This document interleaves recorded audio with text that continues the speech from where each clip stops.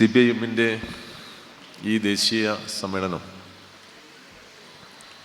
നമ്മുടെ രാജ്യത്തിലെ ഏറ്റവും വലിയ ഇടതുപക്ഷ പാർട്ടിയുടെ രാഷ്ട്രീയ നയങ്ങളെ സംബന്ധിച്ചുള്ള സുപ്രധാനമായ രൂപരേഖ തയ്യാറാക്കുന്ന സമ്മേളനമാണ്. കമ്മ്യൂണിസ്റ്റ് പാർട്ടിയെ സംബന്ധിച്ചിടത്തോളം അത് മറ്റ് രാഷ്ട്രീയ കക്ഷികളിൽ നിന്ന് അടിസ്ഥാനപരമായി വ്യത്യാസമുള്ള ഒരു പാർട്ടിയാണ്. അതിൻ്റെ അടിസ്ഥാന വ്യത്യാസം അത് തൊഴിലാളി വർഗ രാഷ്ട്രീയം ഉയർത്തിപ്പിടിക്കുന്നു എന്നുള്ളതാണ്. തൊഴിലാളി വർഗ രാഷ്ട്രീയം ഉയർത്തിപ്പിടിക്കുമ്പോൾ സ്വാഭാവികമായിട്ടും നിലവിലുള്ള സാമൂഹ്യ ഘടനയുടെ പൊതു ഒഴുക്കിൻ്റെ കൂടെയല്ല ആ രാഷ്ട്രീയം ഉയർത്തിപ്പിടിച്ചുകൊണ്ട് നാം പ്രവർത്തിക്കുക. സാമൂഹ്യ ഘടനയിൽ സാധാരണക്കാരും ഇടത്തരക്കാരും ദരിദ്രരുമായ മനുഷ്യൻ്റെ ജീവിതത്തിന് അതിൻ്റെ മേലുഗതിക്ക് തടസ്സം നിൽക്കുന്ന ഘടകങ്ങളോട് നിരന്തരമായി പ്രതിപ്രവർത്തിച്ചുകൊണ്ട് മാത്രമേ തൊഴിലാളി വർഗ രാഷ്ട്രീയ പ്രസ്ഥാനത്തിന് നിലനിൽക്കണം. മറ്റ് പാർട്ടികളെ സംബന്ധിച്ചിടത്തോളം നിലവിലുള്ള ഘടനയുടെ ഗുണബലം അനുഭവിക്കാൻ കഴിയുന്ന തരത്തിലുള്ള സ്ഥാനങ്ങളും മറ്റ് പദവികളും ഒക്കെ ലക്ഷ്യം വെച്ചുകൊണ്ടുള്ള ഭരണ നിയന്ത്രണം ലക്ഷ്യം വെച്ചുകൊണ്ടുള്ള രാഷ്ട്രീയ പ്രവർത്തനമാണ് നടക്കുക. സ്വാഭാവികമായിട്ടും അടിസ്ഥാനപരമായി പ്രവർത്തന ശൈലിയിൽ മറ്റു രാഷ്ട്രീയ പാർട്ടികളിൽ നിന്ന് തികഞ്ഞ വ്യത്യസ്തത ഒരു കമ്മ്യൂണിസ്റ്റ് പാർട്ടിക്കുണ്ട്. ആ വ്യത്യസ്തത തന്നെയാണ് നമ്മുടെ ഈ പാർട്ടി സമ്മേളനങ്ങളെയും വ്യത്യസ്തമാക്കുന്നത്. നിയതമായ ഇടവേളകളിൽ കൃത്യമായ സമ്മേളനങ്ങളാണ്. പാർട്ടി പ്രവർത്തിക്കുന്നത് എങ്ങനെയാണ്?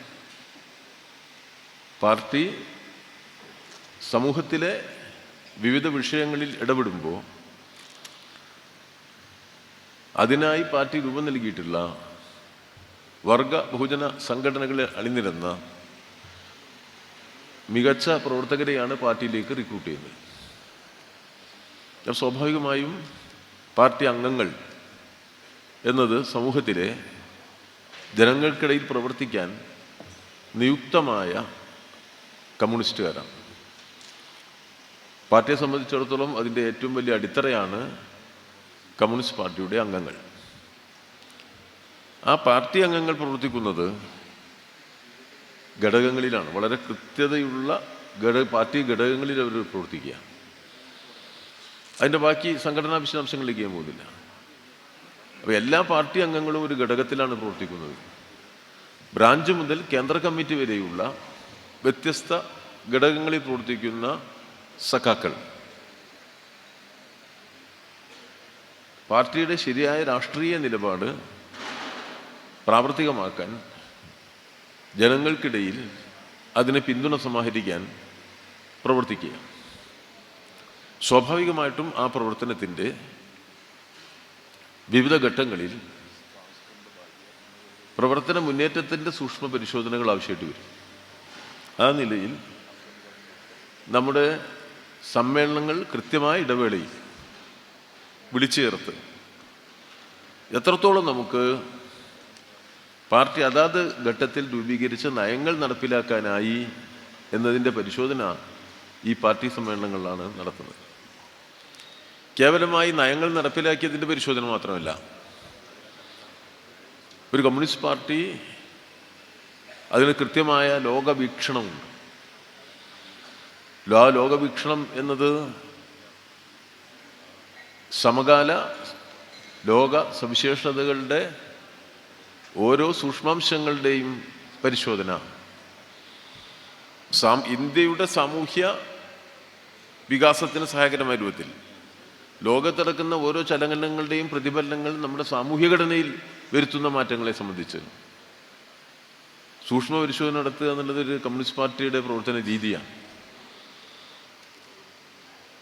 ലോകത്തുണ്ടാകുന്ന മാറ്റങ്ങളും നമ്മുടെ സമൂഹത്തിലുണ്ടാകുന്ന മാറ്റങ്ങളും എല്ലാം ഇടകലർന്നാണ് ഒരു സമൂഹത്തിൻ്റെ മുന്നോട്ട് പോക്കിലെ ഗതിവിഗതികൾ നിർണ്ണയിക്കപ്പെടുന്നത്. അപ്പോൾ പാർട്ടിയും ആ നിലയിൽ തന്നെയാണ്. ഇന്നത്തെ ലോക ചുറ്റുപാടിൽ, ഇന്ത്യൻ ചുറ്റുപാടിൽ, നമ്മുടെ സാമൂഹ്യ ചുറ്റുപാടിൽ വന്നുകൊണ്ടിരിക്കുന്ന മാറ്റങ്ങൾ സൂക്ഷ്മതലത്തിൽ മനസ്സിലാക്കി